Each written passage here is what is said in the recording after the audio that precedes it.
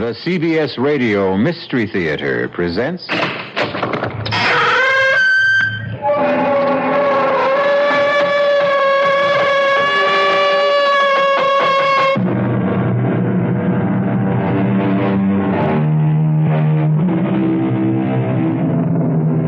Come in. Welcome. I'm E.G. Marshall. Welcome to the sound of suspense. Welcome to the fear you can hear. But mostly, welcome to the world of terrifying imagination. In this story, you're going to meet what some people call a shutterbug. You know what a shutterbug is. The kind of person who never goes anywhere without a camera swinging from a strap around his neck. Who is never content unless they're aiming a lens in your direction, whether you want to be photographed or not. But unfortunately, this particular bug is the kind that many people want to crush under their feet. We all want to get rid of Kellerman. We want to kill him. And so do you. That's a lie. You hate his guts as much as we do, Mr. Bailey. Why don't you admit it? Of course I hate him. But that doesn't mean I'm ready to commit murder. Well, we're ready, Mr. Bailey. And you'd better be, too.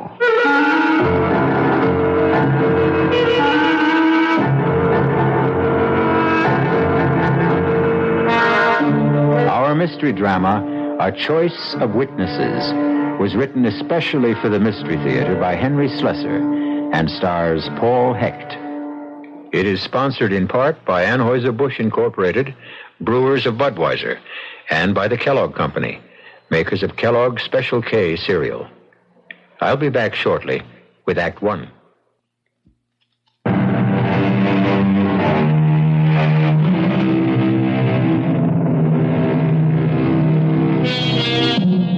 It begins on a warm day in early spring, the kind of day which tempts office workers to leave their desks and stroll through the nearest park on the noon hour. Among the strollers is an amiable young man named Gordon Bailey, who is enjoying the sunshine so much that he's taken a sandwich lunch to a park bench. He knows it's not going to be a very good sandwich. His wife, Pam, prepared it with her own loving hands. And even after 2 years of marriage, Pam seems unable to cope with even a hard-boiled egg. Excuse me, mister. Okay if I sit down here? Oh, yeah, sure. Plenty of room. Thanks. Nice day, ain't it? Yeah. It's about time we had some good weather. That's a good idea. I mean, bringing your lunch to the park. Oh, that's my wife's idea. We're on an economy drive. Yeah, money's tight these days. Very tight. What line of work did you say you were in? Oh, I think I said I was in the insurance business. No kidding. Well, now that's what I call a good business. Oh, excuse me. Hey, that ought to be a cute picture, huh? That little squirrel up there, cute as a bug, huh? Oh, you like to take pictures of squirrels? Well, me, I like to take pictures of everything. In fact, I do this for a living. Oh, you're a professional photographer? Kind of. I make a buck out of it sometimes. I suppose you sell pictures to the newspapers? Oh, no. I never sold no pictures to the papers. I sell them to people. Well, I guess I'll be heading back for work. Wait just a minute, Mr. Bailey. I don't remember telling you my name. Well, I guess I know your name on account of the badge. Badge? What are you talking about? The badge you wore at the convention at the hotel in Atlantic City. Oh, wait a minute. You were at the insurance convention last month? Yeah, I was there. I get a lot of good pictures at conventions. Some of my best. I see. Or maybe I don't. Well, you know how it is. Bunch of guys get away from home, away from the wife. They do a lot of crazy things. Oh, would you like to see the picture? Of the insurance convention? I'll tell you the truth, Mr. My name is Kellerman.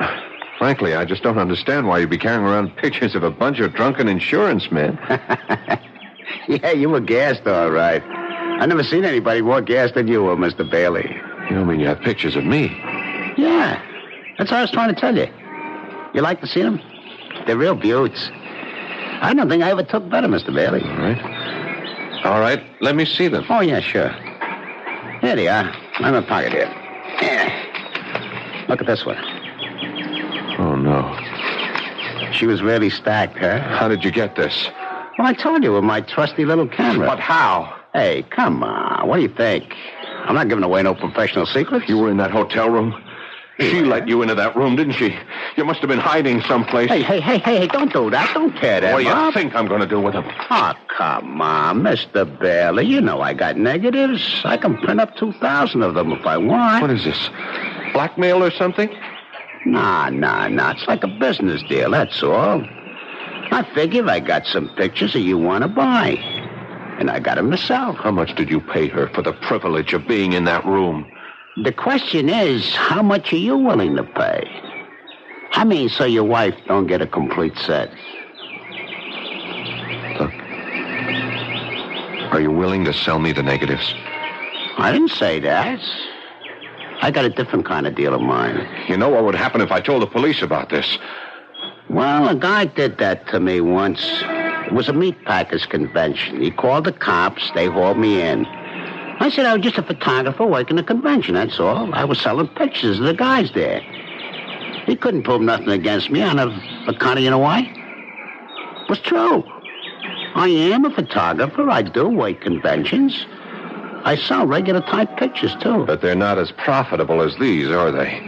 You know, that guy became one of my steadiest customers. Only then his wife divorced him anyway. He wouldn't make no more payments. Payments? Are you saying this is a regular thing? How much you earn at that insurance company? I figure a young guy like you, they pay about $15,000, $18,000 a year, am I right? Listen to me, Kellerman. The woman at that convention, I didn't want to get mixed up with her. I was just so tight, I didn't know what I was doing. Oh, hey, you don't have to tell me about stuff like that, Mr. Bailey. I've been around plenty. I know how guys are. No. You don't understand. Look, I'm only married 2 years. I love my wife very much. And the only reason I got into that stupid mess was because of my boss. I didn't want to insult him. He was drunker than I was. Oh, come on, Mr. Bailey. You don't have to explain nothing to me. I know you don't want that nice little wife of yours to see these dirty pictures. And I don't want to show them to her, believe me. She'd never understand. Pam would never... Listen, I'll tell you what. I'll give you a flat price for the negatives, and that'll be it. Understand? I got a nice bonus recently. I'll give you $300 cash tomorrow afternoon. How does that sound? Now, listen to me, Mr. Bailey. People are real funny about this kind of business. They never believe a guy like me can, well, be honest, you know? Honest? That's some word. Well, what I mean is, they always think that if they pay me a flat fee, I'll be coming back at them again. You see what I mean? Even if I did give you the negatives, you'd figure I had copies someplace that I could hit you again any time, right? Look, I'm willing to take your word for it. Nah, Mr. Bailey, nah. You just spend the rest of your life worrying about me coming back, am I right? But this way, you just make one small payment to me every month, like you pay the electric bill or the rent, you know? How much? How much do I have to pay? I figure if about $40 a month. Now, that's not so terrible, is it? Just $40 a month? How do you collect the money? Oh, in person, Mr. Bailey. I just go around to all my customers once a month, and I collect in person. It's better that way, believe me. $40. It's $480 a year. You never miss it. And everything will just be fine between you and the missus.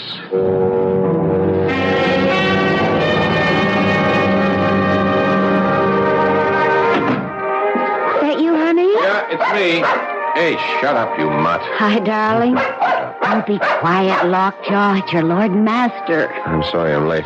I decided to do a little Christmas shopping after work. I forgot how long it takes to fight those crowds. Oh, what a gorgeous package. Is that something for me? Never mind. Well, just in case it is, here's a big kiss in advance.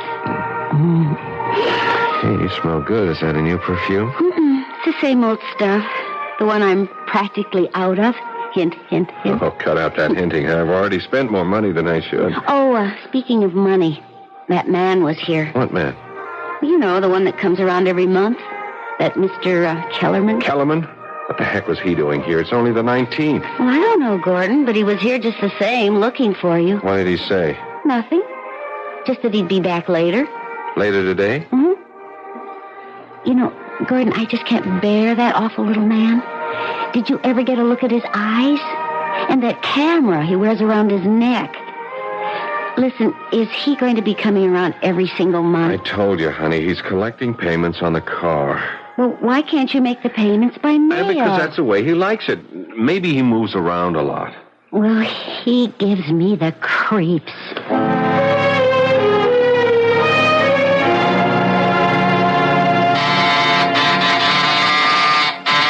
want to get that, honey? I'm feeding the dog. Yeah, okay, I got it. Oh, it's you. Evening, Mr. Bailey. I heard you came earlier today. Yeah, but you aren't home yet. Hope I didn't disturb your wife too much. Look, we'll talk in the hallway. Oh, yeah, of course. All right. What's this early visit all about?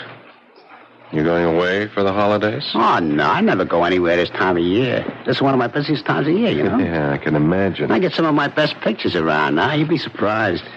You know how it is. People get all filled up with the Christmas spirit. All right. Get to the point. You want your payment now? Well, I wouldn't mind, of course, but that's not the reason I came around, Mr. Bailey. You see, I want to tell you that the payments are going to go up. What? I really hate to do it, but it's the inflation, you know? Everything costs more. Food, clothing, film, gasoline.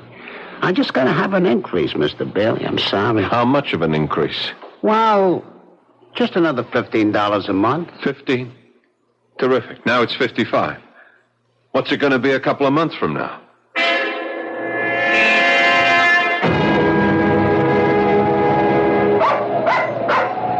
Shut up, Lockjaw. Excuse me, Mr. Bailey. Yeah. What can I do for you? May I talk to you for a moment? Do I know you? No, I don't think you do. My name is Bliss, Dave Bliss. Yeah? Look, can we sit down and talk a minute? Well, it's kind of chilly. Why don't we talk standing up? I'm trying to walk my dog, and so far he's been a non-performer. Well, I want to talk to you about Ed Kellerman. I don't know any Ed Kellerman. I know you do, Mr. Bailey. I made it my business to find out.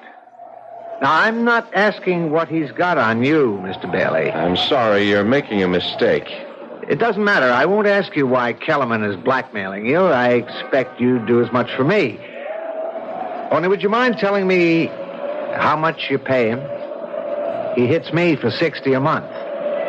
Used to be 40. Price went up last month. 55. You mind paying it?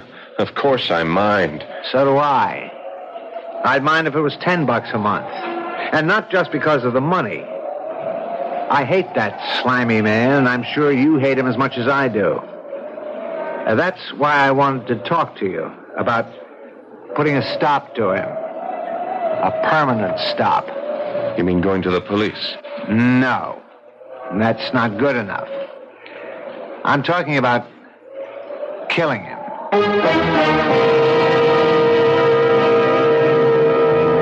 Every problem has a solution, they say. And Mr. Dave Bliss seems to have arrived at his. The obvious question here is, do two wrongs make a right?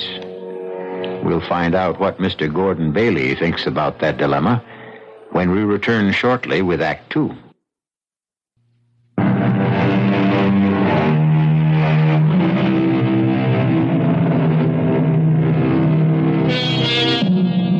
Blackmail is an interesting, if dishonorable, crime. It has the unusual facility of making the criminal feel virtuous himself. After all, he's only punishing wrongdoers by making them pay for their sins. But the profession has some serious drawbacks. For one thing, it inspires one's victims to think in drastic terms. And when there are more than one victim, and they meet, well...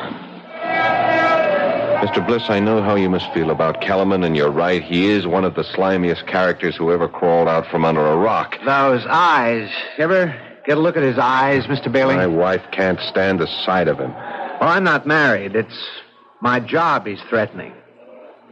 Is it your marriage he's after? Never mind. I don't want to know any details. None of us know each other's problems. None of us. You mean you know others beside me? Well, I know others. How come? Well, I made it my business to find others. Oh. One day when I got fed to the teeth with Mr. Kellerman and his payments and his wet eyes, I decided to find out more about our friend. So when he left one day, I followed him. Followed him on his rounds. And that's how you found me. Yeah, that's right. You're in the route book, Mr. Bailey, just like all the rest of us. How many are there? Now, there's no way of telling for sure. All I managed to find was a dozen, an even dozen. Man really gets around. He keeps raising his price. Do you know that? He's only had me in his bag for about 6 months. This is my 5th. But others I've spoken to, they say he raises the ante every few months.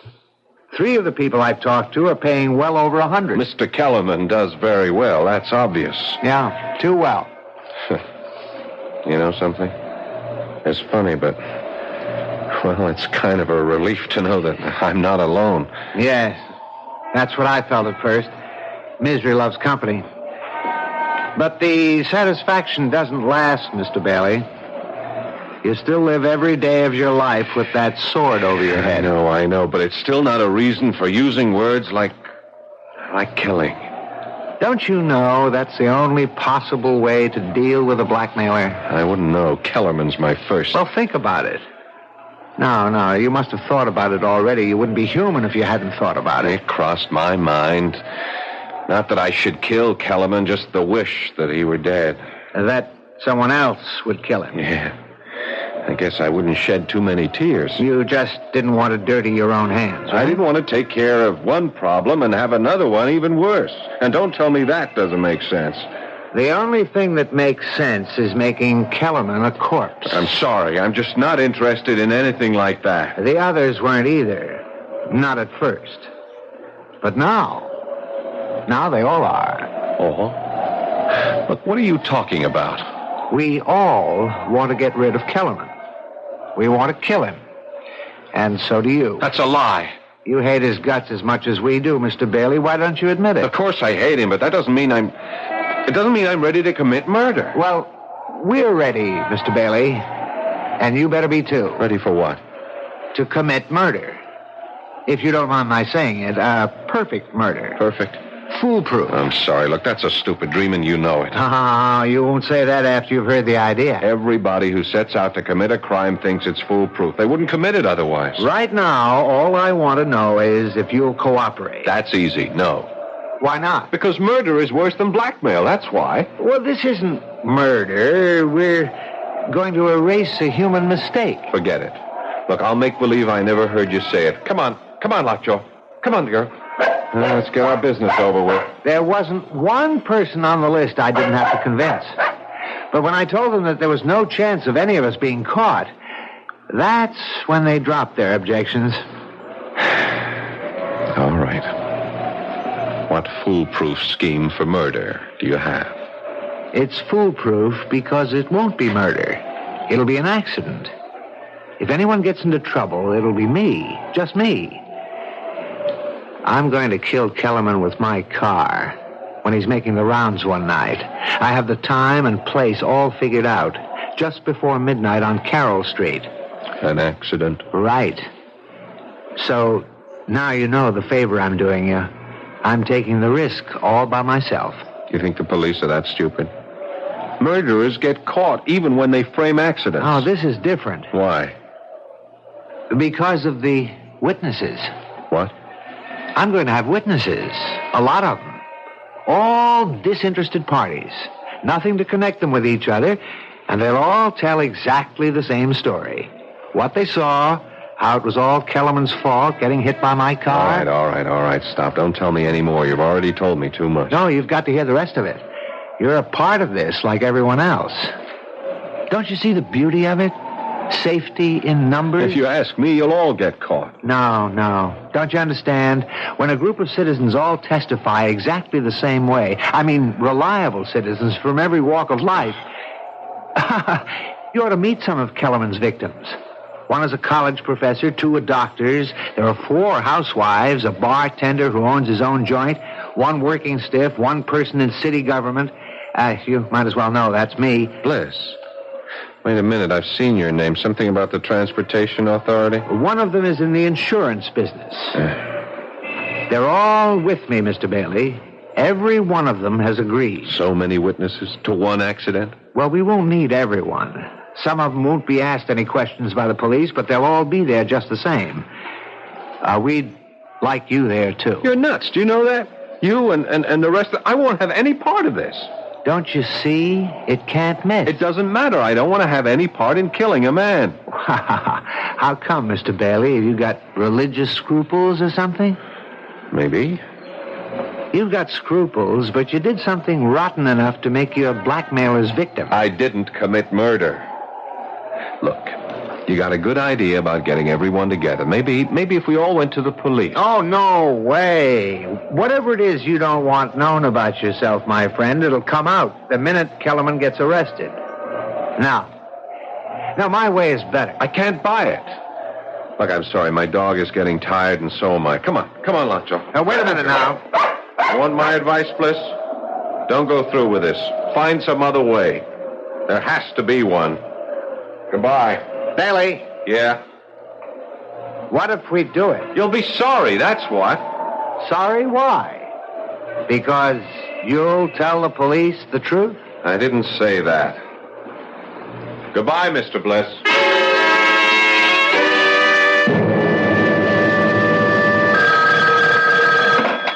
Hello. Evening, Mr. Bailey. How are you? I'm all right, Bliss. What do you want? You going to be busy tomorrow night? What do you mean, busy? Well, some of the gang are getting together tomorrow night at the corner of Carroll Street and 9th Avenue about 9:30. How about coming down? You might see something interesting. Look, you can't go through with this. We're all in it together, remember? You might not have to do a thing. Just stand there and see it happen. That ought to be satisfying all by itself. I won't be there. Well, we'd sure like to have you, Bailey. You won't get away with this. Nobody ever does.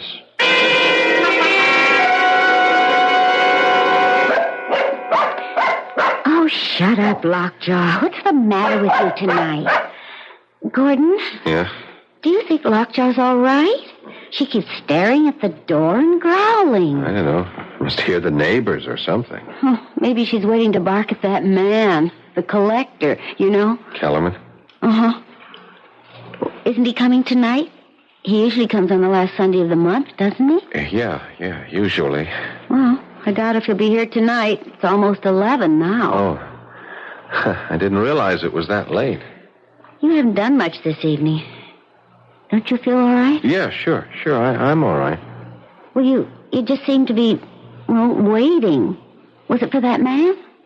Because if it was, well, I'm sure he's not coming, honey. I think we ought to go to bed, listen to the news or something. Oh, the news. Yeah, I guess it's on right now, isn't it? Just about. You want me to turn it on here? Yeah, sure, would you? Okay. The conference, now postponed until February, will include top officials from both nations. On the local front, a man who has been identified as Edward Kellerman of 1811 Sedgwick Avenue Gordon, do you was struck suppose and he's the killed same in an one? automobile tonight on the corner of Carroll Street and 9th Avenue. The driver of the car, city administration official David Bliss, was released after questioning. 5 witnesses on the scene of the accident testified that Kellerman had stepped into the automobile's path as it rounded the corner. Sake. In sports, the Golden Warriors Shut it up, trounced our home. Gordon, do you suppose it's that man, the collector? You think that's the reason he didn't come around tonight? It would be a good enough reason, wouldn't it? If he was dead, lying in the middle of the street, dead. You look so strange. Gordon, did you like that man? If you want to know the truth, Pam, I hated him. You did? Why? Just on general principles. Oh, I really don't understand you sometimes, Gordon. Hand me the phone book, huh? Okay. Thanks. Here. All right. You going to call somebody? Honey, why don't you go to bed? I'll be in a few minutes. Yeah, but who are you calling? Just someone I know. Someone who knew Kellerman. Oh, I see. To find out if they know about what happened to him, huh? Yeah. That's right. Okay, honey. I'll go in then. I'm feeling a little tired. Yeah, so am I. I'll be right. Good night, sweetheart. Good night.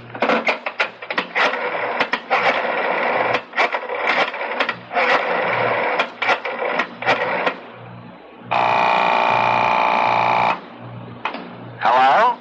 David Bliss? Yes, who's this? Gordon Bailey. What do you want? I heard the news tonight. About Kellerman.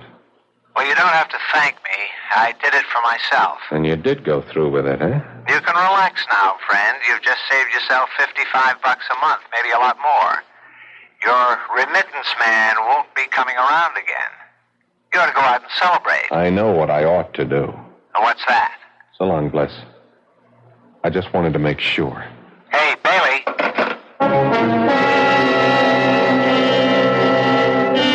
Obviously, there's one thing you can say for David Bliss. He's a man of his word. And because Mr. Bliss kept his word, 2 indifferent interns are now lifting the mortal remains of Mr. Edward Kellerman and depositing them in the efficient cold filing cabinet of the city morgue, awaiting for someone to claim the body. But who cares about a dead blackmailer? Possibly Mr. Gordon Bailey. We'll find out shortly when I return with Act 3. This is WBBM Chicago.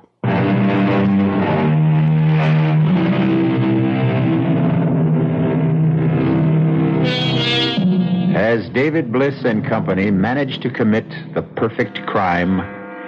So it seems, since the death certificate for Edward Kellerman simply states the cause of death as accidental. At least a dozen people know otherwise, but they remain silent, feeling not grief, but relief. The only one who finds it difficult to maintain that silence is the one victim of Ed Kellerman who was not on the corner of Carroll Street and 9th Avenue that fateful night. Honey, do you know it's almost 2 o'clock in the morning? Oh, is it? Really? You know, I honestly think you are coming down with something. A virus, maybe. Pam, will you please stop fussing? You're beginning to sound like my mother. I certainly wouldn't want to do that. I'm just trying to get you to go to sleep. You've got a job to go to tomorrow. You know, it's funny about my mother. When I was growing up, she made me feel that there was something, I don't know, something so profound about religion. Well, if you ask me, she just likes the bingo games. My father was that way, too. But neither one of them really seemed to live their religion. You know what I mean? I mean, they talked about loving their neighbors and so forth, but they didn't love them at all. They were always saying the nastiest things about them. Well, that's how people are. When I was in my teens, I used to call them hypocrites. Now, I just wonder if I'm any different than they were. I really don't think I am. Different how? Well, about things like the 10 Commandments, for instance. I wonder if there's one I haven't broken. I hope you haven't coveted your neighbor's wife. That's about the only one I can remember. I remember them all. You do? Yeah, I won a prize in Bible class when I was only 8 for reciting all of them. Thou shalt not this.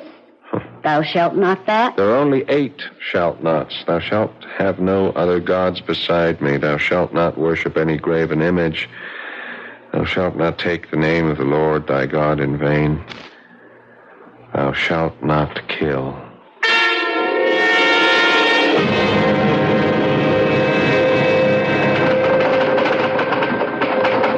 Yeah, sure. I'll have that file completed in time for the meeting. Righto, Phil. Bye.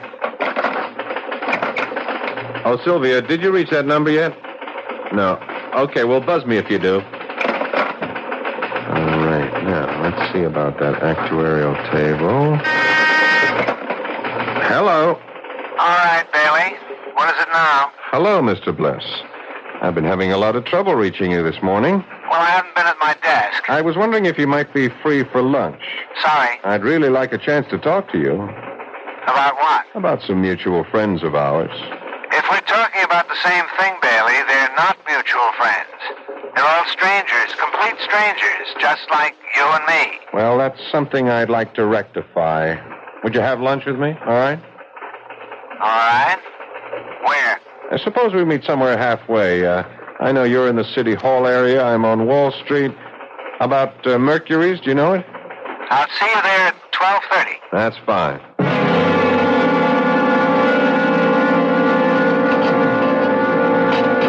All right, Bailey, let's have it. You don't want a social lunch. You have something on your mind. You're right. Something I can't get off my mind. How about our old friend Kellerman, I suppose? You remember what you said about him? How he was a sword hanging over your head? So? He's still that for me, Mr. Bliss. He is exactly that. Kellerman is dead. He won't be ringing your doorbell anymore. How come you're not grateful for that? If Kellerman had really been hit by a car, if he had a heart attack or something, yes, I admit I would be glad about it. I would have gone out and celebrated. I would have slept very well at nights. But the way things are, I'm not sleeping at all. Try pills. I'm just sorry you ever came up to me in that park. If I didn't know it was going to happen the way it happened, it never would have bothered me. But I do know. And it bothers me too much. So? The thing is, I don't know if I can live with it. You want to be more specific? I don't know if I can spend the rest of my life with this thing on my conscience. Your conscience? Look, you had nothing to do with Kellerman's death. I don't know what you think Kellerman had on me, Bliss, but it wasn't anything illegal. Just immoral, right? It was something stupid I did. Well, there was nothing stupid about what we did. Wasn't it? Are you really so sure you've committed the perfect murder? Shut up. Don't you ever use that word in front of me. You're still afraid, aren't you? Afraid of being found out. It can't happen.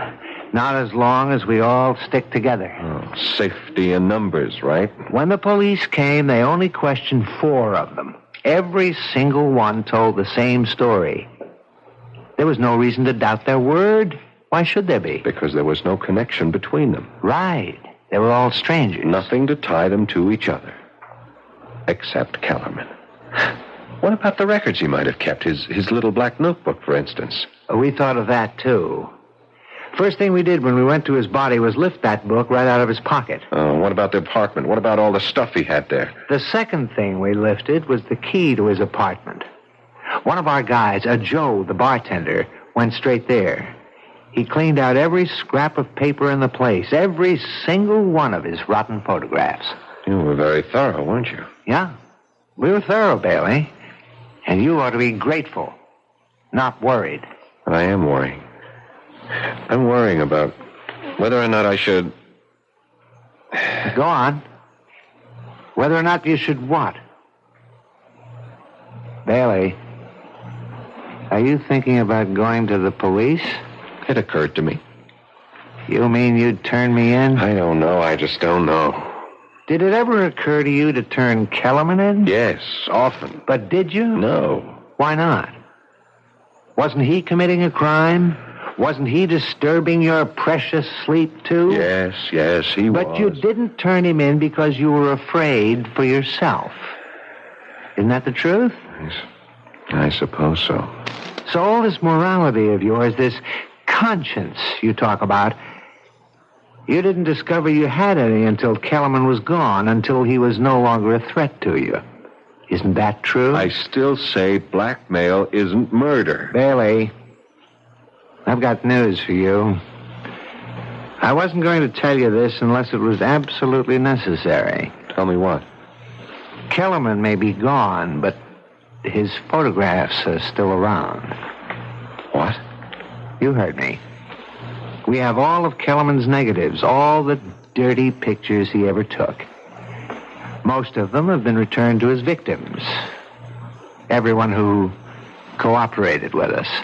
I see. That means we have your pictures, too, my friend.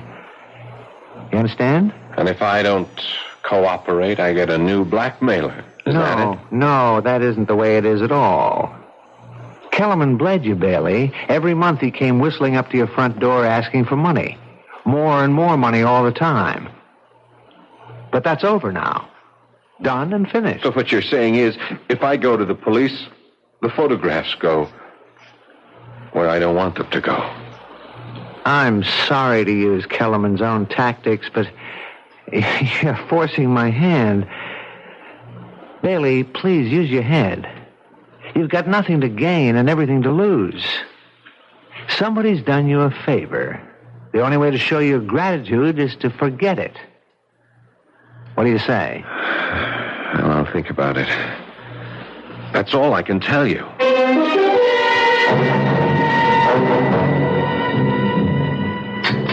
Want any more coffee, honey? No, thanks. You look so tense, Gordon. Yeah, I guess I have been acting pretty jumpy tonight. Well, you've hardly said 2 words to me since you came home. The thing is, I've been thinking a lot, Pam. About what? About... Well, I had the nerve to tell you something. Something that happened about, 7 months ago. What do you mean? Pam, you remember that insurance convention I went to back in July in Atlantic City? Of course I remember. I couldn't go with you because of Mother being in the hospital. I wish you had been with me. Then nothing would have happened. What did happen? Did you get into some kind of trouble? Yeah, I got myself into trouble by being stupid, by drinking too much and letting Hal Emmons drink too much. Emmons? You mean your supervisor? I was still new on the job. You remember, Pam? I wanted to make good. Yeah? I was afraid of Emmons taking a dislike to me, afraid of crossing him. And we both got drunk that second night.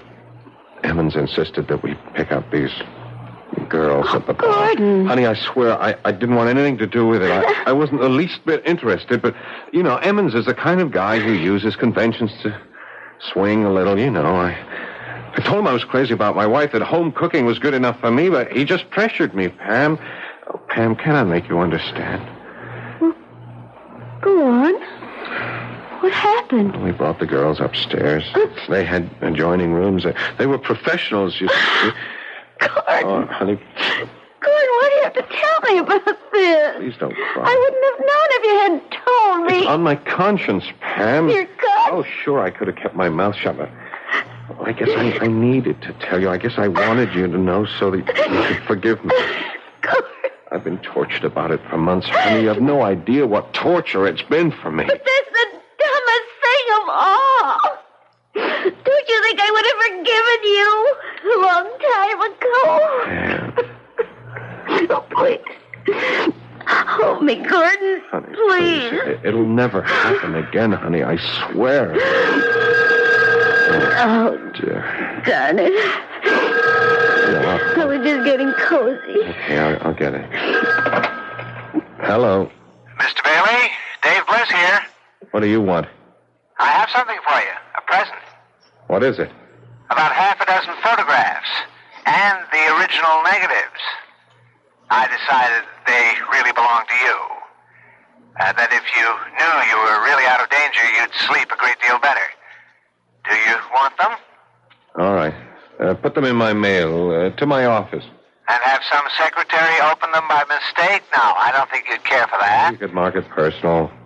Supposing I hand them over in person tonight. Whereabouts? Well, right now I'm in a bar called Adam and Eve's on 12th and Walnut. I'll be here for another hour if you can make it. Otherwise, well, it'll have to be some other time, that's all. Oh, well. All right, I'll be there in half an hour. Gordon, you're not going out. Just for a little while, honey. I got some client business. Besides, I can use a little fresh air.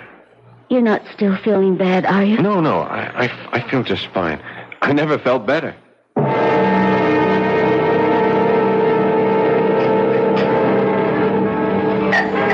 Maybe I'm crazy to do this, Bailey. Maybe I'm putting my neck into a noose, giving you back these photographs. And why are you doing it? Because of what you said to me. You said I was just becoming another blackmailer, another Kellerman. And I guess you were right. If I held on to these, I'd have become the very thing I despised. Well, I'll give you credit for honesty, Bliss. I hope that having these will change your mind about going to the police. I hope you'll realize that I did the right thing, that we all did the right thing. I can't answer that. Then you're still thinking about it? You want to know something? I told my wife tonight about these. What? I told her all about the girl in Atlantic City. She knows exactly what happened. Oh, that doesn't mean to say she wouldn't be horrified to see it in black and white. That's why I'm glad to have these pictures. What else can I say but thanks? You could say that you won't go to the police, ever. Sorry. I can't make any promises. Yeah. I was afraid you felt that way. Well, let's have another drink, okay? No, not for me. Just one more. Hey, Joey. Coming. Really, I have to be going. My wife's waiting at home for me. What'll it be, Mr. Bliss? It's trouble, Joey. All the trouble we can handle. Yeah. I figured it had to be. Hey, what is this? Sit right there, mister. Put that gun away.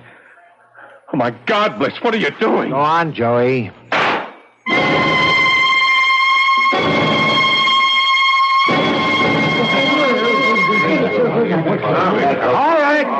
All right, let's get the story straight now. What happened here, Joey? Look, Sergeant, you know me. You know I don't like trouble in my joint. Well, what did the guy do? Try to hold you up? That's right. He come in, he sat down at the bar, he pulled out a .45 and stuck it in my gut. Well, that's a strange one, all right. I mean, the guy was some kind of insurance executive. It says so right here on his business Well, he card. must have gone off his nut, Sarge. Look, you can ask anybody, all of my customers. This gentleman right here was at the bar. Yes, officer. My name is David Bliss. I'm with the city, officer, and the bartender's right. The guy just sat down and pulled out the gun. Yeah, that's true. And when the bartender tried to grab it away from him, it went off. What's your name, lady? Mrs. Edith Chester. It was a pure case of self-defense, Sergeant. I'm just glad nobody else got hurt, you know. Yeah, you were lucky, Joey. You were all lucky. Okay, I'll need some statements now from some of you other witnesses.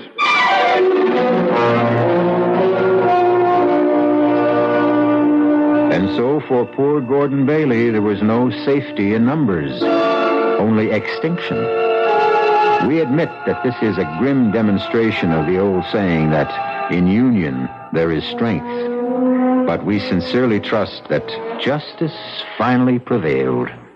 I'll be back shortly.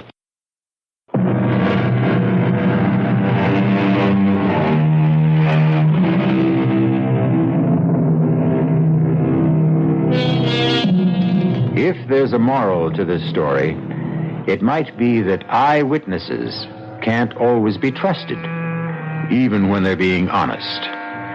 Of course, we don't worry about your eyes on this program. We're interested in your ears, and we have good news for you. Many thousands of ears are now listening to these exercises in imagination.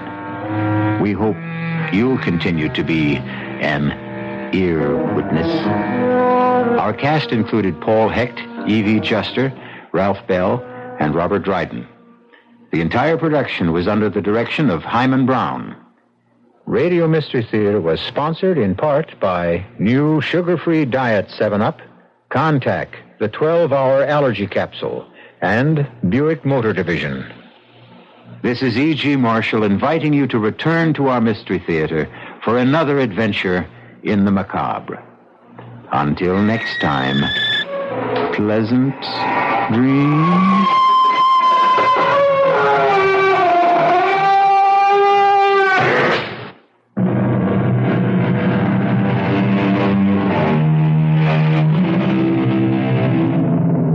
CBS News is next.